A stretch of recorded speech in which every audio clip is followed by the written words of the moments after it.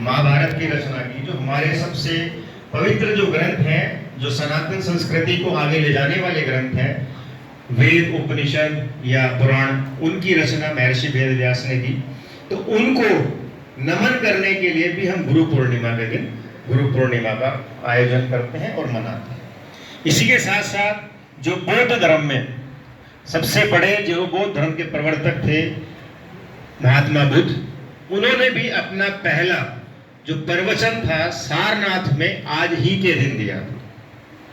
तो हमारे जितने भी हिंदू हैं, धर्म है, जैन है, बौद्ध है, सिख है, लगभग सभी धर्मों में या अन्य अन्य धर्मों में भी गुरुओं की एक परंपरा है कि गुरु ही ज्ञान प्रदान करते हैं।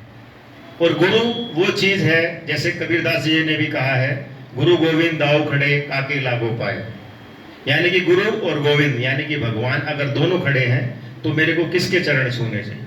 तो उन्होंने भी कहा कि मेरे को गुरु के चरण छूने हैं, क्योंकि उन्होंने ही भगवान तक, गोविंद तक जाने का रास्ता दिखाया।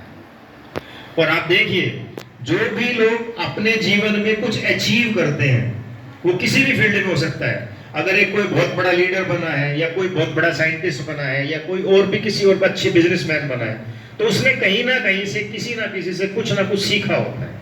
और वो सिखाने वाला, वो जो मार्गदर्शक है, वो गुरु कहलाता है। अब गुरु का मतलब सिर्फ और सिर्फ ये नहीं है कि स्कूल के अंदर जो टीचर्स हैं। गुरु का मतलब जीवन में हम जिस किसी से भी अच्छी बातें सीखते हैं। हमारा पहला गुरु हमारे घर में हमारी माँ होती है, जो हमें जन्म देती है। जन्म देने के बाद हमें संस्कार देती है। तो प्रथम गुरु माता होती है, उसके बाद आप विद्यालय आते हैं, फिर समाज के अंदर जब आपका इंटरेक्शन होता है, समाज के अन्य अन्य वर्गों में जो अलग अलग स्थापित व्यक्ति हैं, तो हम उनसे भी सीख लेते हैं।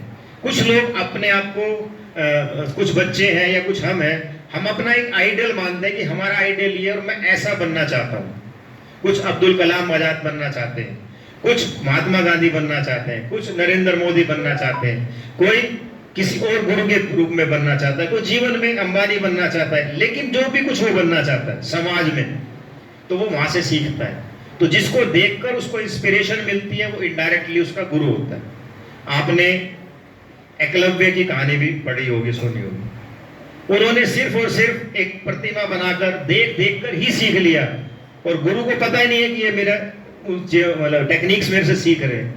तो जीवन में जहां कहीं से भी आपको अच्छी बातें सीखने के लिए मिले, वो सीखिए।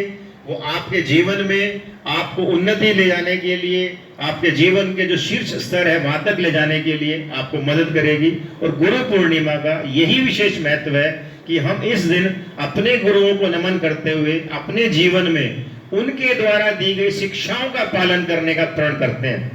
और मैं उम्मीद करता हूं कि आज इस हॉल में जितने भी बच्चे बैठे हैं, वो अपने मन में एक प्रतिज्ञा करेंगे कि हम इस देश के लिए, इस समाज के लिए, अपने शहर के लिए, अपने गांव के लिए, अपने परिवार के लिए ऐसे काम करेंगे जिससे मेरे गांव का, मेरे परिवार का, मेरे शहर का, मेरे देश का नाम रोशन होगा, और मेरे गुरुओं का नाम भी रोशन होगा। धन्यवाद।